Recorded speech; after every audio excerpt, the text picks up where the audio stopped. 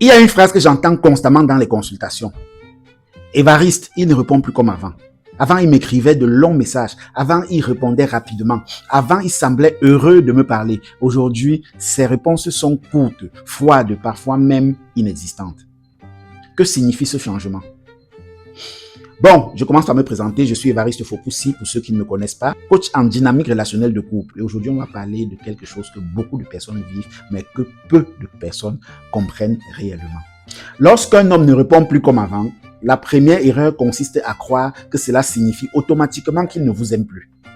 La réalité psychologique est beaucoup plus complexe. Car derrière un simple changement dans les messages peut se cacher une multitude de réalités émotionnelles différentes. La première explication est qu'il est sorti de la phase de séduction. Au début d'une relation, beaucoup d'hommes investissent énormément d'énergie dans la communication. Ils répondent rapidement, ils envoient des messages spontanés, ils cherchent constamment à créer de la connexion. Pourquoi? Parce qu'ils sont dans une phase de conquête. Le cerveau est stimulé par la nouveauté, les émotions sont intenses, le désir de séduire est fort. Puis vient la phase de stabilisation. La relation devient plus confortable, plus prévisible, plus sécurisante. Le problème, c'est que certaines femmes interprètent cette baisse d'intensité comme une baisse des sentiments. Parfois, ce n'est pas le cas. Parfois, l'homme communique simplement de manière plus naturelle qu'au début. C'est pourquoi il faut toujours observer l'ensemble de ses comportements et pas seulement ses messages. La deuxième explication est beaucoup plus préoccupante. Il est possible qu'il soit en train de se détacher émotionnellement. Lorsqu'un homme commence à perdre progressivement son attachement, la communication est souvent l'un des premiers domaines touchés. Pourquoi? Parce que l'envie de parler est directement liée à l'investissement émotionnel. Lorsqu'une personne occupe une place importante dans notre cœur, nous ressentons naturellement le besoin de partager avec cette personne. Lorsque cet attachement diminue, la communication perd progressivement sa spontanéité. Les réponses deviennent plus courtes, les conversations deviennent plus superficielles. L'énergie émotionnelle disparaît. Et c'est souvent là que la partenaire commence à ressentir que quelque chose ne tourne plus rond. La troisième explication est qu'il traverse peut-être une période difficile qu'il ne verbalise pas. Contrairement à ce que beaucoup imaginent, tous les hommes ne savent pas exprimer leurs émotions. Certains hommes ont grandi avec l'idée qu'un homme doit gérer seul ses problèmes. Lorsqu'ils traversent des difficultés financières, professionnelles, familiales ou bien psychologiques ou autres, ils se replient parfois sur eux-mêmes. Ils deviennent moins bavards, moins disponibles, moins démonstratifs.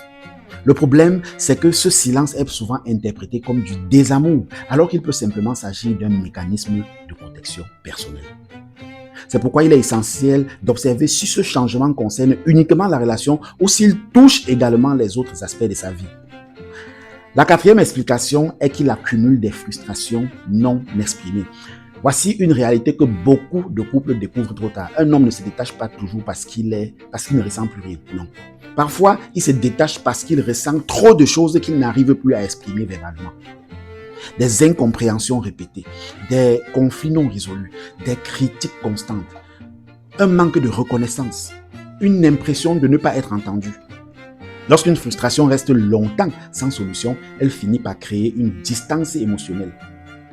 Et cette distance se reflète souvent dans la communication. Les réponses deviennent froides parce que le cœur lui-même commence à se fermer. La cinquième explication est qu'il teste probablement la dynamique de la relation. Cela peut paraître surprenant, mais certaines personnes réduisent leur investissement pour observer ce qui se passe. Elles veulent voir si l'autre continue à faire des efforts, si l'autre continue à investir, si la relation repose sur un équilibre ou sur une seule personne. Ce comportement n'est pas forcément mature, mais il existe quand même. Et lorsqu'il se produit, beaucoup de femmes tombent dans un piège. Elles doublent leurs efforts. Elles multiplient les messages. Elles cherchent constamment à récupérer l'intensité perdue.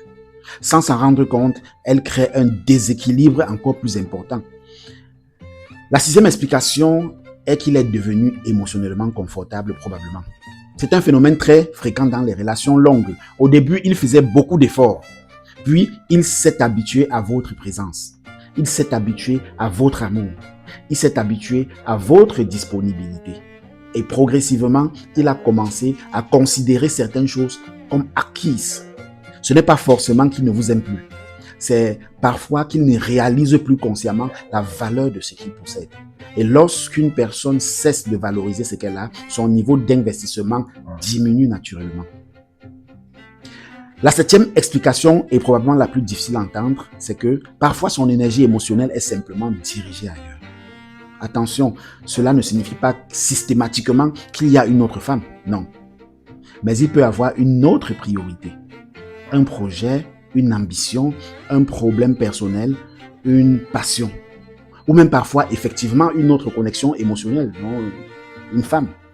Le cerveau humain dispose d'une quantité limitée d'émotions ou bien d'énergie émotionnelle. Lorsque le cerveau absorbe une grande quantité de cette énergie, la relation commence à avoir moins d'attention. Et cette baisse d'attention se manifeste très rapidement dans la qualité des échanges. Maintenant, j'aimerais vous parler des erreurs que commettent la majeure partie des personnes lorsqu'elles sentent ces changements. Elles deviennent obsédées par les messages. Elles analysent chaque réponse, chaque délai, chaque mot, chaque emoji. Elles passent des heures à chercher des explications. Mais la vérité est que le message ou les messages ne sont qu'un symptôme. Le véritable indicateur, c'est le comportement global. Est-ce qu'il continue à chercher votre présence malgré cela? Est-ce qu'il continue à faire des efforts malgré cela? Est-ce qu'il continue à vous inclure dans sa vie malgré tout cela? Est-ce qu'il continue à protéger votre relation? Parce qu'un homme peut répondre peu, mais aimer énormément, comme il peut répondre souvent beaucoup et ne pas être sincèrement investi. La fréquence des messages n'est pas une preuve d'amour. L'investissement global, lui, en est une. Avant de conclure, retenez cette phrase. Ne mesurez jamais votre valeur à la vitesse à laquelle quelqu'un répond à un message. Votre valeur ne dépend pas des notifications. Votre valeur ne dépend pas des téléphones. Votre valeur ne dépend pas du temps que quelqu'un met à vous écrire ou à vous répondre. Ce qui compte réellement, c'est la qualité du lien que cette personne construit avec vous au quotidien. Si cette vidéo vous a apporté de la clarté, écrivez en commentaire « J'observe les actes ». Abonnez-vous à la chaîne, partagez cette vidéo à quelqu'un qui se pose actuellement cette question et activez les notifications pour ne rater aucune de nos analyses sur les dynamiques relationnelles. Et souvenez-vous toujours de ceci. Lorsqu'un homme ne répond plus comme avant, ne cherchez pas uniquement à comprendre ses messages. Cherchez aussi à comprendre, ou bien même d'abord à comprendre son investissement, car les mots peuvent parfois tromper, mais les comportements répétés racontent presque toujours la vérité. Retiens une chose et répète cela chaque jour en toi. L'amour ne te détruit pas. Ce qui est en train de te détruire n'est pas de l'amour.